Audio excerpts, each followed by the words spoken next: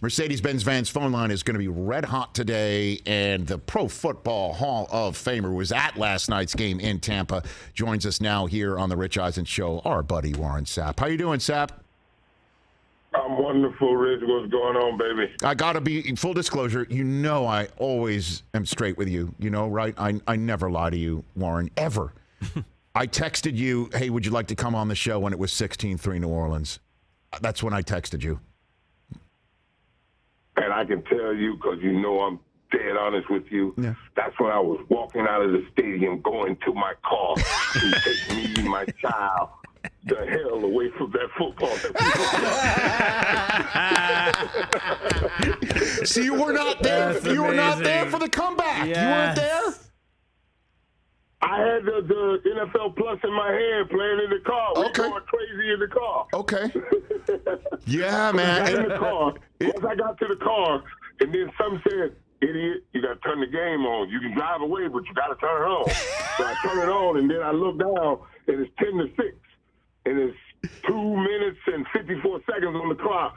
And I think it's second down. I'm like, we got a shot. I'm like, come on, boys. We got to take him down one time right here.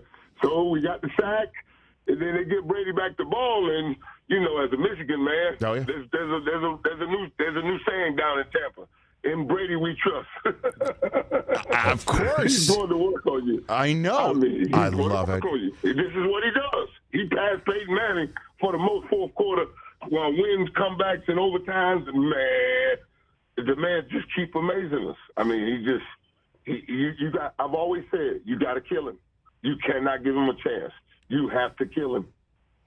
Well, I mean, what is what is in your estimation, Warren? What is missing?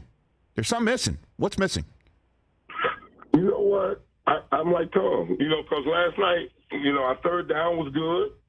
Our run game was okay. It wasn't nothing to write home about.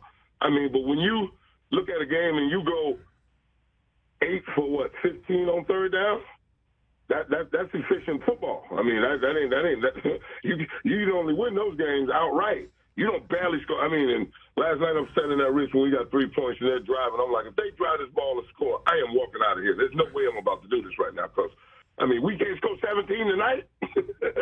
So, I mean, our third down was good. I mean, it ain't like we, you know, one interception, which was a horrible throw. Oh, my God. Yeah, I know. Well, but I saw it happen. The 56 was ducking in the line, and then he went back, and then the tight end went right across his face. So he saw red, and then when he looked back, it was him. I mean, But so when you got Tyson Hill catching a touchdown, and we look like we can't find him on the defensive side, I mean, it just didn't look good. It really didn't. And then Julio makes a wonderful catch. That was great. Scotty Miller. You know, the old Bang 8 looked like it came back into existence for a quick minute. Quick catch by Scotty Miller. And, I mean, it's like they wake up at the end of the game. It's unbelievable how bad we play sometimes. Warren Sapp here on the Rich Eisen Show. I don't know if when you were listening on NFL Plus, they had the Monday Night Football feed or if it was radio or what have you, but you know, Joe Buck at one point when it was 16-3 after they punted the ball away, and it did look like the Saints were about to complete pulling off yet another number on Tom Brady and the Bucs. He was saying that they're missing Bruce Arians on offense, that fire. What do you think? Would you agree with that? No, because this is the same Byron Leftwich and same Tom Brady that put up 30 points a game for 2 straight years. But this ain't the same Tom Brady that missed 2 weeks of training camp and going through the personal whatever that's going on. And it's not the same Leonard Fournette because we can see him. Only thing he got to do is kick his damn feet up going around that corner. That's what Tom looked like. Oh, my God. I mean, like, jump in the air, Leonard. Come on. The guy's diving at your feet. Pick him up. So you think what? What's the end game here now, Warren? 6-6. Get to the playoffs. Right. Get to the playoffs because we have the weakest division in football, no doubt about it. I mean, I walked in the game last night and said Atlanta lost yesterday. We got nothing to lose.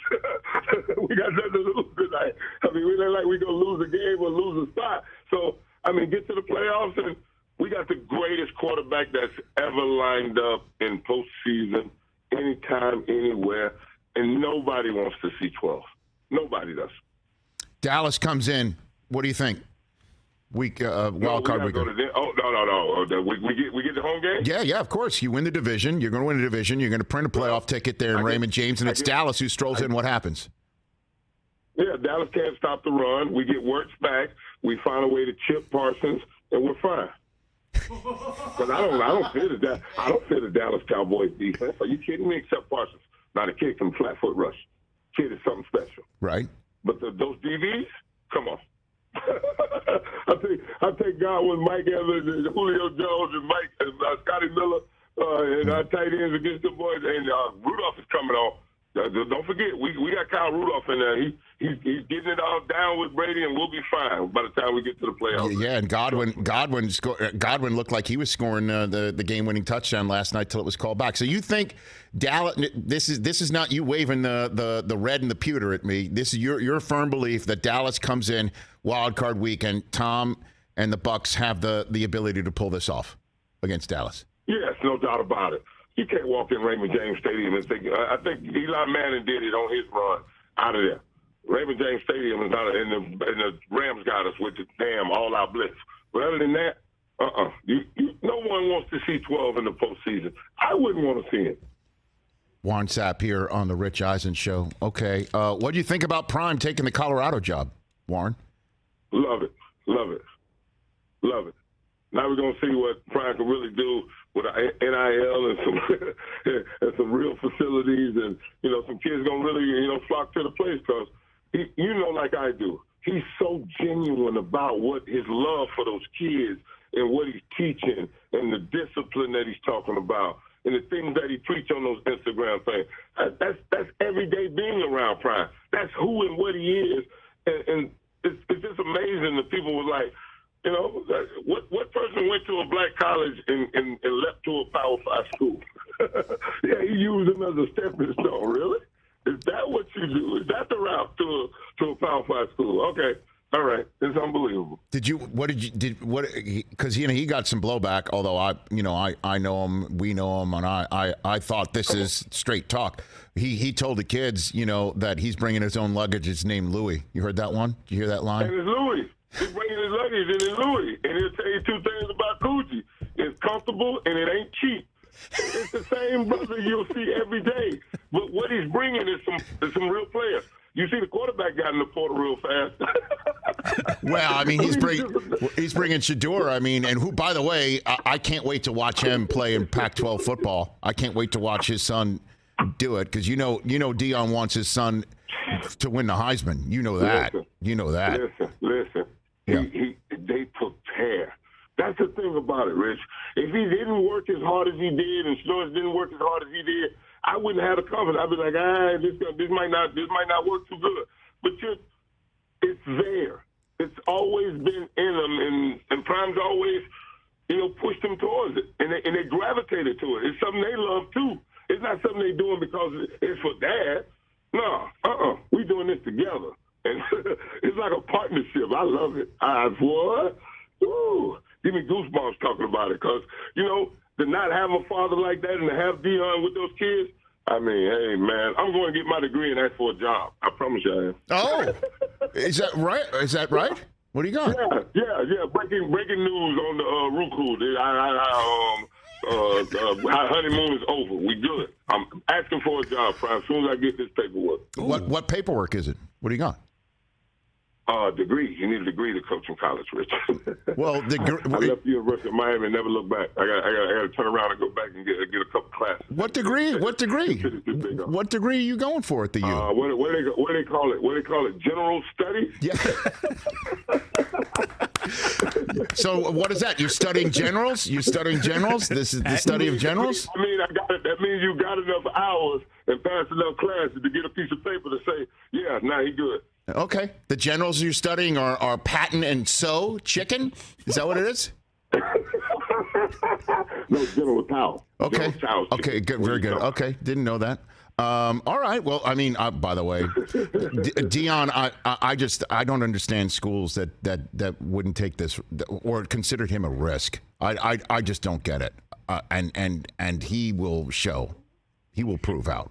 No question. That's right. This is going to be lovely, Rich, to watch. This is going to be lovely to watch. Last one for and I want to be a part of it. I want to see if I can sneak through the door and get in there and teach the kids to go rush the passer because they're giving out $100 million contracts. Okay. You see what I did with You see what I did with my Washington Commanders up there. You see them boys hunting. Yeah, I see. Warren Sapp here on the Rich Eisen Show. Well, last one for you, Warren. Did you see Mike Purcell go in the grill of Russell Wilson the other day, coming off the field? That's 2 weeks ago now, though. What do you think is going on in that locker room on the defensive side of the ball? Were you ever in a locker room where you know what, Rich? For the life of me, I didn't think it was that bad in Seattle, but evidently it was, because I've seen more people take shots at one of the quarterbacks that you would beg to have on a Sunday. You know, my Brad Johnson is over there doing trick shots over on Instagram. Big bad Brad. But, you know, when you drop a ball on top of, you know, Lockett and Baldwin, all them years he was doing up there, I mean, whoa. But we got to look to Nathaniel Hackett. It's all at the top. It starts from the top. From the 4th down and 5 at the beginning of the year when you try to kick a 64-yard field goal, everybody looks at you like he ain't got no confidence in Russell. So why should we? It all stems from the top. I don't know what has caused the regression, but I can see aggression. You know what I mean? I could see the aggression. You know, the knives are out. I mean, somebody had to come out and say that his birthday party was half empty as opposed to half full. You know what I mean? Oh yeah, they definitely gonna tell it. You know. All right, Sapp. They definitely gonna tell it, Rich. Okay. Hey, when it's going bad, it goes really, really bad. Especially when it's a quarterback. I've never seen it before in my life. Well, I know that your phrase. Even the Jets quarterback, as bad as he handled that press conference and everything, he ain't on the Barbie like this. That he definitely got roasted, and now however he got sat, and now Mike White is lighting it up, and you see the team wearing T-shirts saying Mike F and White. I mean, when you see his teammates do that, you know, like that's that. Trust me. When he was slinging that wet ball in that rain, I'm like, boy, they got something with this young man. Because if you could spin that thing when it's wet, oh my goodness. But I also know your phrase, Warren, because I always listen to you. The 3 things that you don't mess with is your kicker, your quarterback, and somebody's family. Like that was it. And somebody's messing with the quarterback in Denver. Somebody is. I don't know who it is. Big time. And we've been picking on the head coach since the beginning of the season. So, hey, only thing left is the kicker. Who is the kicker? Well, we found out in week 1 it was McManus, if you didn't know. I mean, you found out who the kicker was, as you pointed out, in week 1, you know, from 60-some-odd yards out. Oh, no, I forgot about that one, Rich. I really did. He didn't hit the 64-yarder. He didn't go in the record books. If he'd have went in the record books, I would have remembered him. But because he missed it, now we're talking about why he didn't go with Russell Wilson, who they just, him as the franchise to get a 4th and 5. I mean, even Trent Dilfer can get you a 4th and 5. And congratulations to my old quarterback, the new UAB head coach. I like it. Well, listen, Warren, I'm glad you came on. I'm glad you were honest, that you were concerned about the traffic on Dale Mabry more than believing in Tom Brady. You know. No, the stadium wasn't full. It was bad enough. The stadium wasn't full. It was 50-50 Saints fans last night. Okay. All right. Yeah, it was not a good night at the office, but we pulled it out, and we'll take the W, and we 500 right now, and let's march on. All right. Love you, Warren. Thanks for the time. You be well. Love you back, baby, every time, Richard. That's it. That's the QB killer right there. Warren Sapp, everybody. Catch the Rich Eisen Show every single day on the Roku channel, 12 to 3 Eastern, for free.